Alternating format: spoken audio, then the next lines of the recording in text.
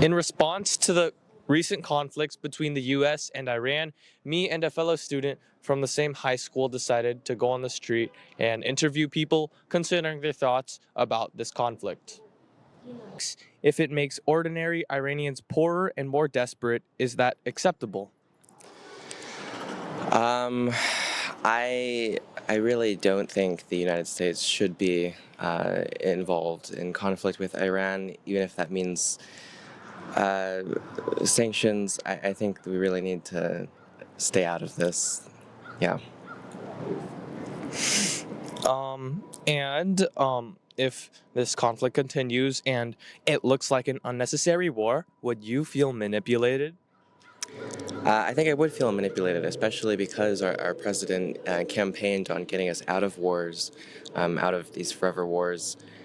He campaigned as being a president for peace, and it now seems that we're getting tangled in a war that we really don't need to be in. Um, I mean, I know Iran shouldn't have nuclear weapons and things like that, but I mean, in Trump's first term, he pulled out of the Iran nuclear deal, and that inevitably led to Iran getting more enriched uranium to make nuclear weapons. And so I think he's kind of, he shot himself in the foot, and now he's trying to start conflicts with Iran. I think it's all really a big foreign policy mess. All right. And last question. Should war authorization be decided by Congress? And if yes, did the president overstep here? War authorization should definitely be decided by Congress. We live in a democracy or a constitutional republic, or what have you, where the people are ultimately, the where the power comes from the government, right? The consent of the governed. Going to war is an incredible, exercise of power and influence that should not be decided by one man. And in the Constitution, right, Congress has the power of deciding whether or not to go to war. Of course, Congress has kind of given some of that power to the president in the form of bills and legislation that allows and authorizes the president to use military force and send the military to places for I think like 60 days or something like that before getting Congress's approval, and then they have to, of course, withdraw. But I think Congress really should take back some of their power that they've loaned to the president, if you will. I think it's really dangerous to let one man and a team of crazy cabinet officials decide whether or not to go to war or just military conflicts in general. Okay, well, thank you for your time. This will be posted sometime today or tomorrow. It's going to be a combination of all the interviews I've done today, All right. including yourself. Have a good day, Ronan. All right. Thank you. Yes. Bye. Bye. I'm going to pull out the questions. Okay. Okay. Question 1. Should war authorization be decided by Congress? If yes, did the president overstep? Yes, it should. He did overstep. It is written in in the Constitution, which the founding fathers already foresaw that power should not be left to one person. And I believe the Constitution says that he can defend the United States if there is an imminent threat. However, they are constructing messaging about imminent threat that has not been able to be verified.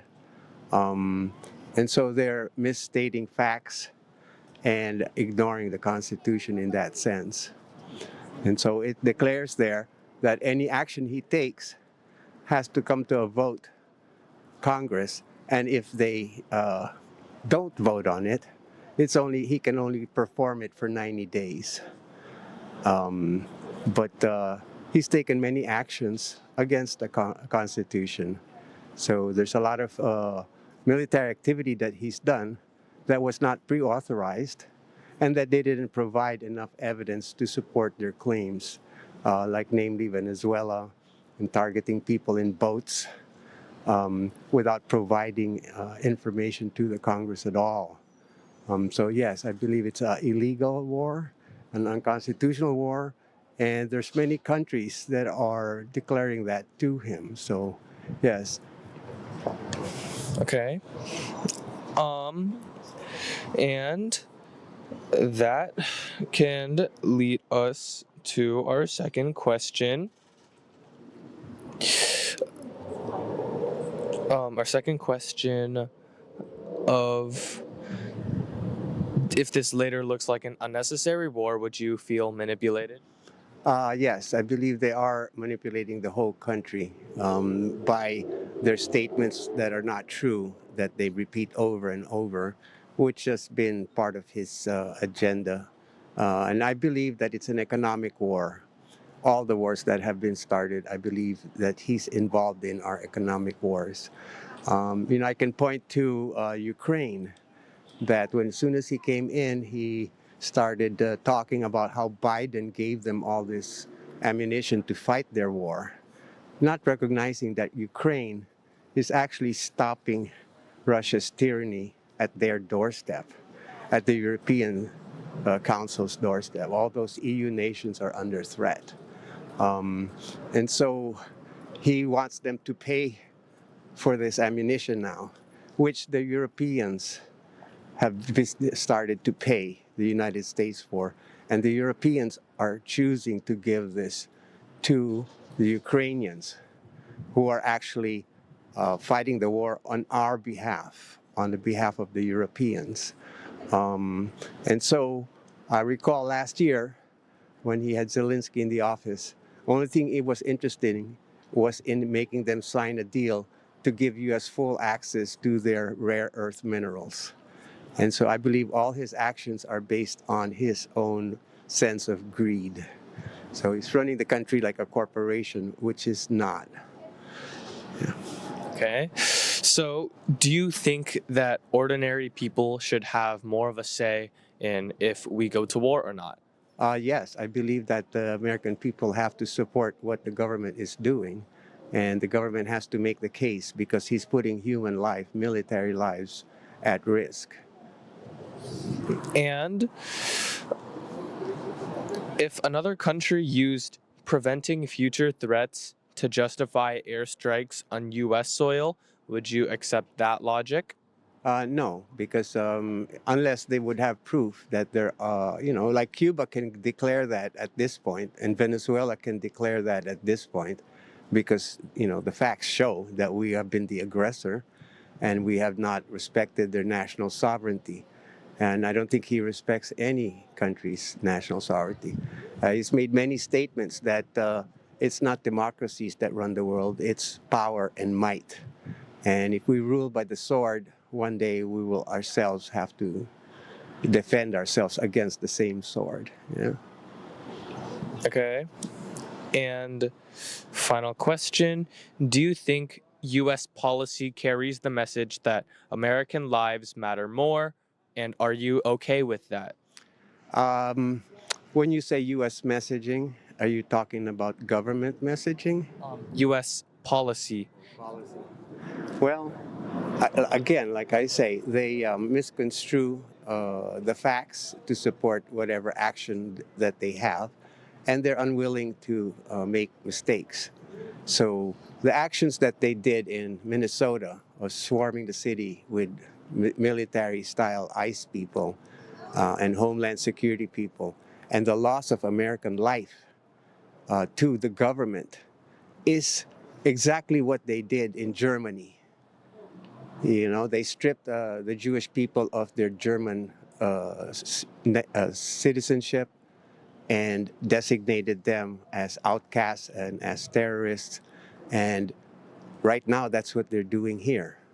They're taking people who are here legally, who have green cards. There are Americans that they've arrested who they still have not released. And so this is exactly how Germany turned into an aggressor. And so we have the threat ourselves of losing our own rights. I don't support the government's claims. All life, Americans they weren't American. Well, half of America comes from another place, right? And so what makes Americans America is them coming to a land where we have all these freedoms that other places get repressed. And now we're seeing those same freedoms of Americans being repressed. So I believe he's destroying the country at this point. Okay, well, thank you for your time. This will be posted to my YouTube right there. Okay. You're fine with that, right? Yes, Okay, yes. Well, thank you for your time. thank you. My name is Marvin. My name is John. Nice to meet you, John. My pleasure. Thank you. Thank Good you. luck with your broadcast. Yes, have a good day. Thank you.